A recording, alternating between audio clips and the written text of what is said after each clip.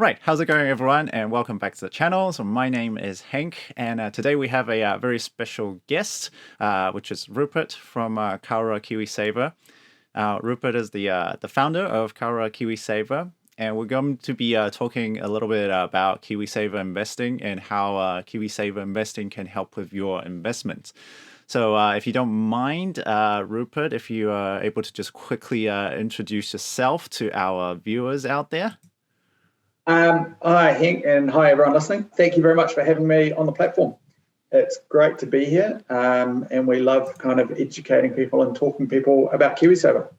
I launched KiwiSaver in partnership with a guy called Rupert Carlyon about 2 years ago. Warren previously was a CIO and launched the Kiwi Fish Funds KiwiSaver scheme. Then he launched the Generate KiwiSaver scheme, and so this is his third time around the tracks. And so for us, it's now been 2 years. And our philosophy was we wanted to build a KiwiSaver scheme that helps people make better KiwiSaver decisions.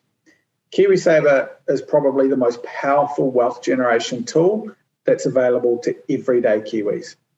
It's a simple process and a simple way to help people invest. However, people aren't getting it right. And so that's what we're trying to fix with Koura. Okay. So obviously you run Koura Kiwisaver, and do you mind going over quickly of like some of the funds that you guys have on offer and how that kind of service would be able to help the customers? Yeah, sure. So look, so Koura is slightly different to other KiwiSaver schemes. Rather than offering the pretty stock standard growth, balanced, conservative set of options, we've got 6 individual sector funds. And then a service that we blend those funds together to create bespoke individual portfolios for individual investors. One of the big differences, the reason we're able to do that is because we have a digital advice tool. Our philosophy is that great asset allocation, creating a good portfolio of funds and figuring out the right asset allocation for you is what's going to drive your wealth. And that'll be the biggest impact on returns alongside low fees. And so that's why we've gone and built a digital advice tool that asks a set of questions to understand your appetite, your risk appetite, understands your objectives, and then we're using that tool to blend our 6 funds together to create a portfolio that works just for you. And so putting that into practice, what we know is a significant number of 30, 40-year-olds looking to retire are currently sitting in balanced or conservative or default KiwiSaver options. And fundamentally, that decision is going to cost those people many hundreds of thousands of dollars by the time they get through to their retirement. And so what our platform does is says, hey, Rupert, you're a 35-year-old. You've got a good attitude to risk. So you know what? Why don't we put you in a portfolio which is 90% equities, 10% fixed income. Your equity mix is going to be made up of a little bit in New Zealand, a little bit in US, a little bit rest of the world, a little bit emerging markets. And so we're building you quite a sophisticated portfolio because that's what's going to drive your returns over time. So that's really kind of what we do. And so for the everyday KiwiSaver, we've made it really easy because we go and do that portfolio and build that portfolio for you based on your customers. And the people that are kind of listening in here, they might take the alternative approach and go, you know what, Rupert, all due respect, I don't quite buy your portfolio theory.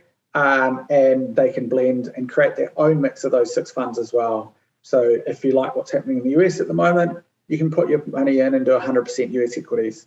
Or alternatively, go 50% emerging markets, 100% New Zealand. So it's kind of got something there for everyone. So one of the things that I quite often get from people that I know or my friends, and they'll be like, oh, it's just another KiwiSaver. Like, or to them, a lot of KiwiSaver kind of feel like pretty much the same, like they just see a brand or a sign, and they'll be like, so what actually helps to differentiate like your KiwiSaver? So I think, and I think to be fair, a lot of KiwiSavers are the same. There's no question on it, right? And I think where the banks in particular have done a really good job at convincing people that KiwiSaver is KiwiSaver, it's just another bank product. and don't worry about it. Don't need to think about it. It's pretty simple. So for us, the four things that we focus on. One is we believe we've got the digital advice tools that will help people make the best KiwiSaver decisions, getting people to understand what their contribution rates are, getting people to understand what the right type of fund is. So that means every single Koura customer gets advice. Every single Koura customer is given the information to make the better decision for them. But it's not just about the information. Underlying that, we have a scheme that we're really, really proud of. So for us, at 0.63% per annum, those are some of the lowest fees in the industry. I think we're kind of a growth fund equivalent at Koura is the third lowest in the industry. And an aggressive fund, we are the lowest at 0.63%. We have a very high degree of sustainability. And I think, so for us, we take sustainability really seriously. We actually use underlying funds for a lot of what we do, and BlackRock funds, and we've just made sure that we go to the top end of what you can possibly buy out of the US in terms of those sustainable funds. So for us, that's really what we're about. Great asset allocation, low fees. Those two combined should drive a higher KiwiSaver balance than anything else. But we're also investing for your conscience. We understand that sustainable investing and investing in the things you believe in is really important. And so that's why we're striving to have one of the most sustainable funds in the industry as well. Oh, very nice, very nice. So in terms of the ethical investing, like what are your thoughts on ethical investing, like in general, and like how it applies to your funds? Like, do you think that's a trend that's going to continue, or what do you think are the potential returns with ethical investing? Look, I think ethical investing is going to get more and more important. I think that as it's the problem with it, so two things. I think it's extremely important. And I think we live in an age where more people have access to more and more information. When I grew up and I started working, there's no Facebook. There was the internet. We had internet, but we didn't have all of this massive amounts of information. And now you're getting a new class of investor that have access to information on tap. They know what their companies are doing. They know what companies and how they're behaving. And fundamentally, that generation of investor don't like a lot of what they see. And so that's why I think the social, the governance, the environmental factors will become increasingly important, because if I talk to a millennial, I talk to a 25, a 30 or a 35-year-old, they've actually, and I talk to them about what the companies I invest in do, they go, but I need to make money, but at the same time, I don't want to be making money in the wrong way. So I think it's going to get bigger and bigger. I do think the issue that you have is there is no real clear definition of ESG. Yeah. And I think that it can kind of be taken a little bit far as well. So one example that got raised to me the other day, Coca-Cola.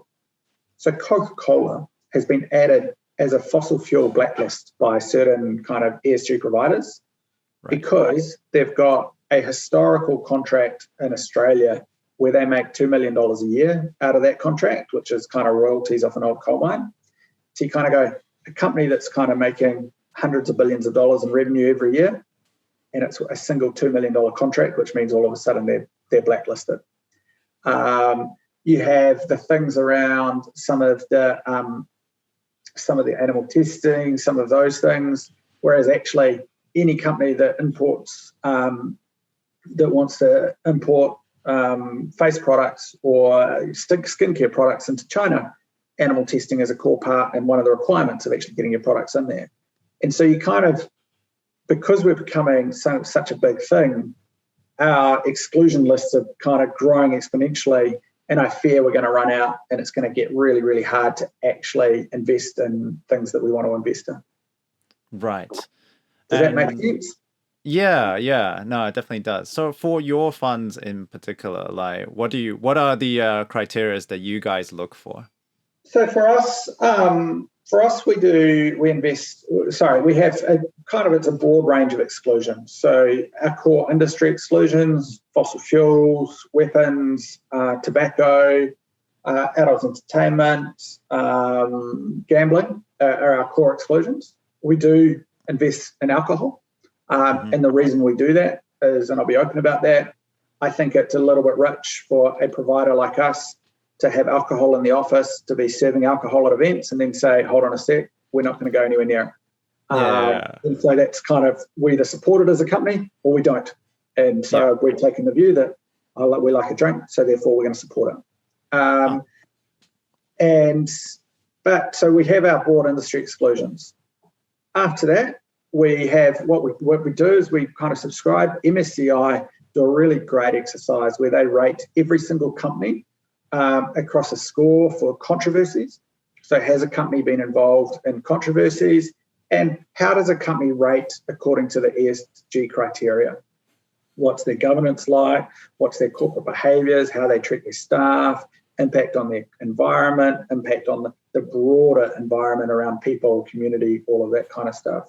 And they rate every company from A to F, a little bit like a credit rating. And so our funds will only ever invest in companies that are in the top half of those ratings as well. And so in practice, what does that mean? So that means you have a company like Facebook. Facebook on a broad industry-wide exclusions, there's nothing wrong with them, right? Because IT, communications, nothing there. However, their unwillingness to tackle hate speech, some of the impact they're having in local elections around the world, and their unwillingness to actually address any of these issues, to me, that is not a social aspect that we want to support. So that's why, according to that second set of criteria, they get screened out. Right. Rio Tinto, another really great example of a company that gets screened out because, again, not involved in any of the broad exclusions, but the fact that they're willing to blow up 160,000-year-old Aboriginal mines for an iron ore mine, that's not a company we want to be associated with. So again, it's companies like that that are screened out based on their behaviours. So we're very strict, and it's quite a rigorous process. And I'm not going to lie, it's not us that do this; it's MSCI that do this for us. MSCI, the largest index provider in the world, they do all of this work. So to making sure that where we start, we're only starting with the best of the best. And then for the companies that we invest in directly, which is kind of our New Zealand equities, we're also rolling out an active ownership policy as well. So we have that same set of criteria, but we also want to make sure that we're responsible owners of the assets that we own. And so what that means in practice, so that means we have a voting policy whereby we will only vote positively for directors and director resolutions if there is gender diversity on boards. At the moment, we are currently working with the companies that we invest in, and we're putting out letters to every single one of our companies to understand how they intend to contribute and what they're going to do to make New Zealand climate neutral by 2050. And so again, that's something that we'll be publishing, but we're using our position as owners of companies to also try and encourage better behaviour and better change, because we think that's what our members expect of us. Yeah. So what you're saying is they actually exclude Facebook as one of the companies. Yeah. Wow. Okay. That's kind of, I don't know. It's kind of unexpected. I mean, I don't know. Like, I think Facebook. Well, look, I'm not a preacher, but morally, I'm not convinced Facebook is kind of up there in terms of high level of morals, right? Yeah. No, I can definitely understand what you mean. So let's pivot a little bit and talk a little bit about active and passive investing. So for Koura, are you guys an active or a passive fund investing? So we are a passive investor. So we are fully passive, and I've seen you've got quite a few index fund videos. So hopefully a lot of your audience understands that. So, but for those that don't, passive investing means that we invest systematically. We will look to track or replicate as close as we can a specific index, because we've taken the view that actually trying to pick and make individual investment decisions is unlikely to beat that index.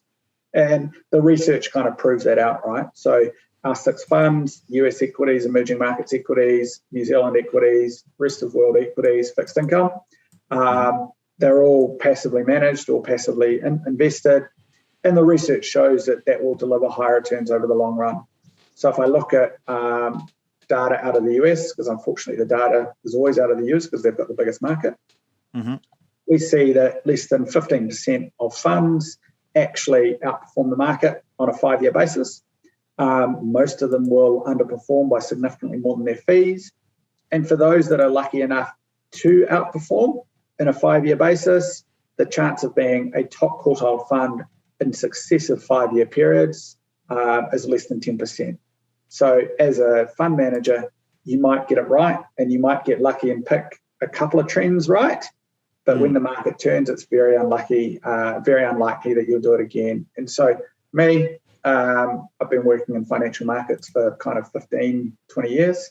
Yeah. It's become pretty clear that actually it is almost impossible to beat the markets. Even all the institutional clients that I used to talk to, they largely track the markets and they'll take a couple of positions either side without doing a huge amount else. But there are very, very, very few managers that can consistently beat the market. And so that's the philosophy that we took. We understood that and we thought, hold on a sec, okay, we can pay high fees and we can try and probably fail, or we can simply offer a low fee option and deliver to clients exactly what they expect from us and deliver them more money for their retirements. Okay. So so obviously over the past year or two or so, there's been a lot of uncertainty about the market, like including the global market itself. What do you think is the current trend of the global market? Are we heading into some sort of recession or some point, or what are your thoughts on that? Oh, look, we are definitely heading for a recession. I just have no idea whether it's going to be in 3 months, 6 months, 12 months, or 5 years' time. Markets are cyclical. They will always go up and down. That is the one thing I do know. I just have no idea when. Look, sorry, that's a bit of a trite answer. The honest truth is markets at the moment are very frothy. You've got economic growth, which is some of the strongest economic growth we've seen since the end of World War II, with GDP numbers sitting there in the top. Look, they're kind of 6 to 8% in kind of China and the USA, and even Europe's kind of all of a sudden going to lift above that long-term average of 3 or 4%. You combine that with extremely low interest rates, very low interest rates that have been here for a while and are likely to stay here for the long run. I mean, at the moment, you're talking the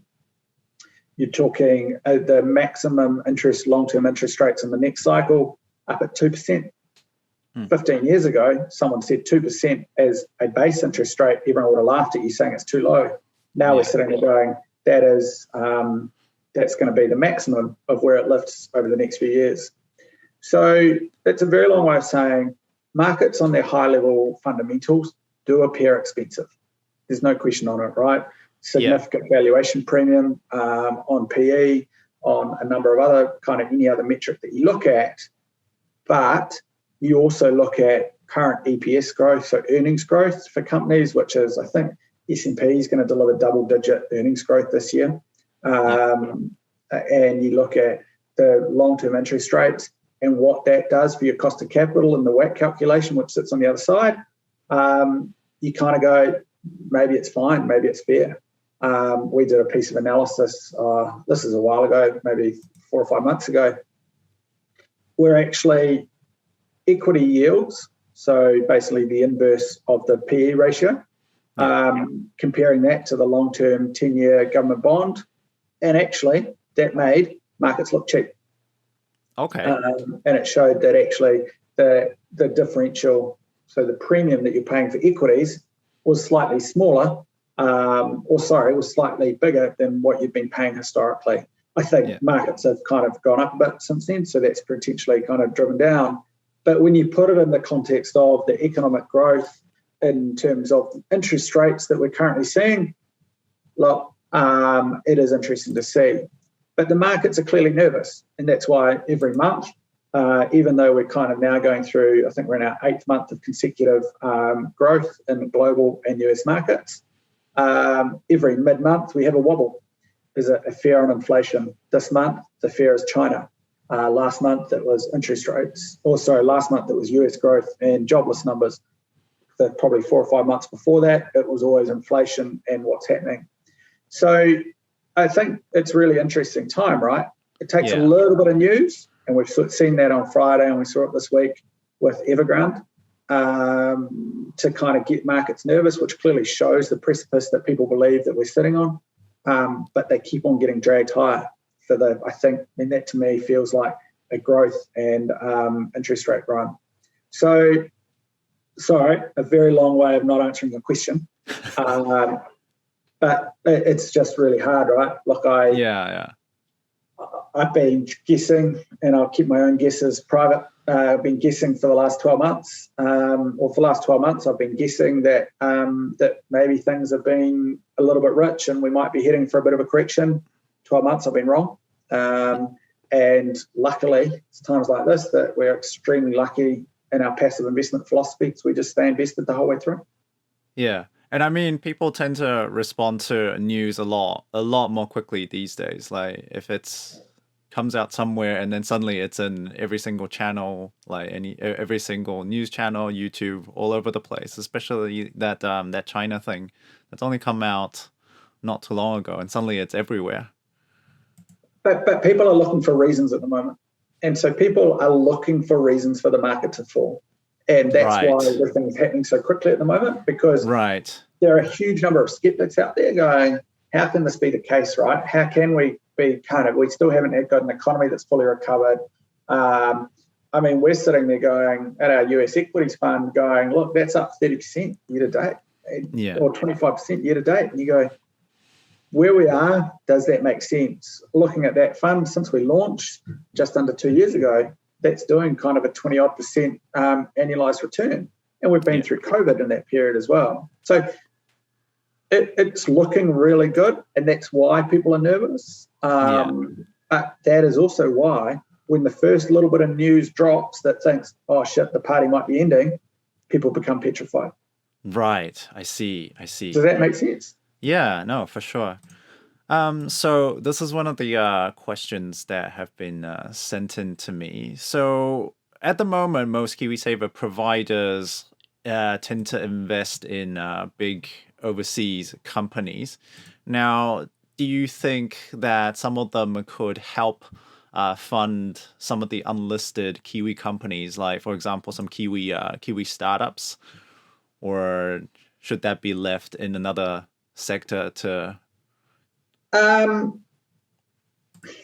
Startups are extremely risky, and so I think 9 out of 10 startups will fail. Venture capital investing has been proven to be an extremely risky investment class over the last kind of 30, 40 years. In the New Zealand context, there are quite a few venture capital funds out there, yet there are very few that have done well. Movac is probably the only one.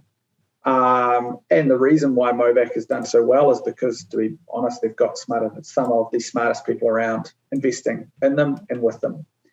And so I think there is the potential for KiwiSaver to provide more support in this area, but we have to be willing to pay the fees to do it. So if you go into a properly managed private equity or venture capital fund, the fees are anywhere between 1.5% and 2%, and then 20% of profits. And KiwiSaver members, and to be blunt, the FMA, don't want us to be charging our clients in that. So my view is, if it's going to be done, it's got to be done properly. And I think also the early stage venture capital stuff, that is not appropriate for KiwiSaver, because KiwiSaver, we're looking for long-term money. We're protecting people's retirements, and venture capital is an investment class that I think is too risky for KiwiSaver. Mm-hmm. But in saying that, if we can do a great job with people's KiwiSavers, and we can provide, talking about this with someone else a couple of weeks ago, we can provide a safe, solid investment structure through KiwiSaver, potentially the idea is that people that investors can use their other savings to support some of those other asset classes. But my goal, and I'll be upfront here, my goal is not to use my investors' money to grow the New Zealand economy. My goal is to grow my investors' money. And that is my first and only priority here. Right. I understand.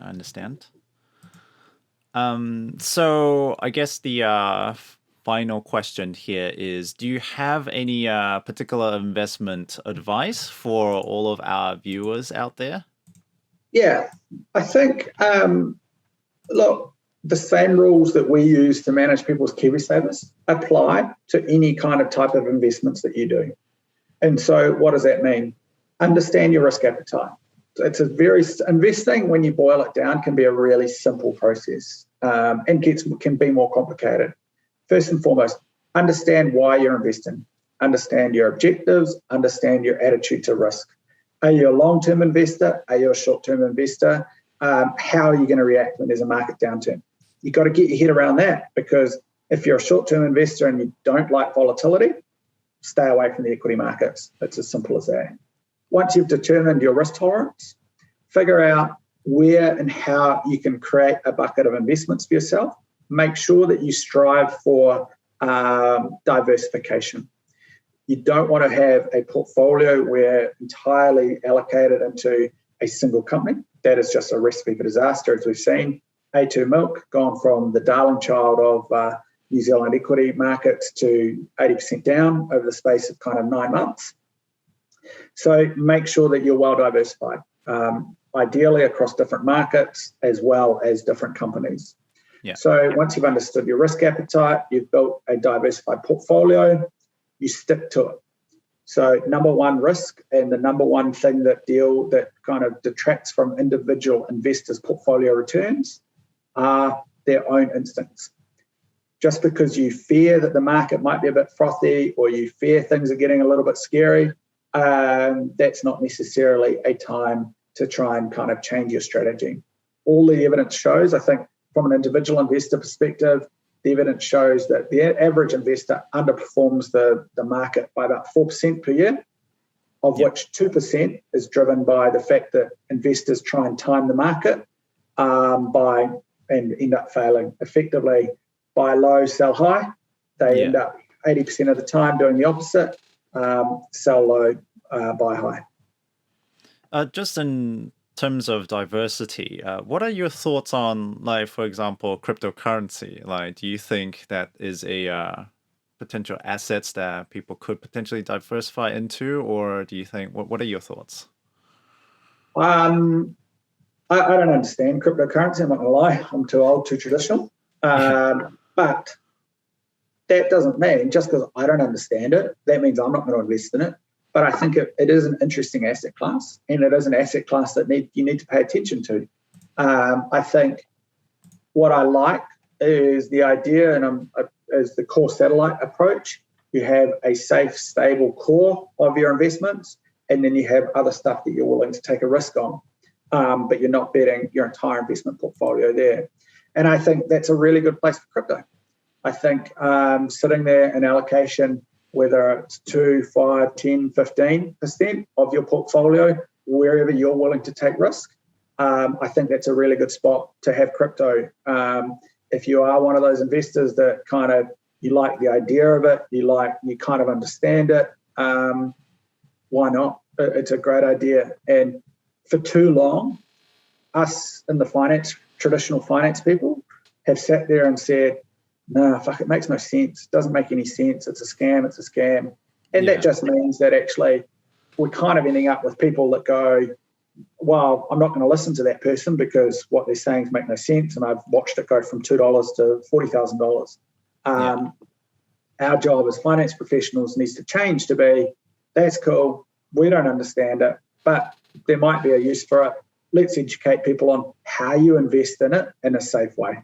And that's what the diversification approach allows you to do.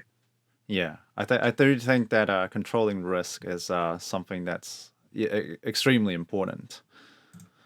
So I guess that is all for today. So I want to thank Rupert for coming onto the channel to talk with us. So if you want more information or if you want to sign up to Koura Kiwisaver, I will be leaving links in the description below.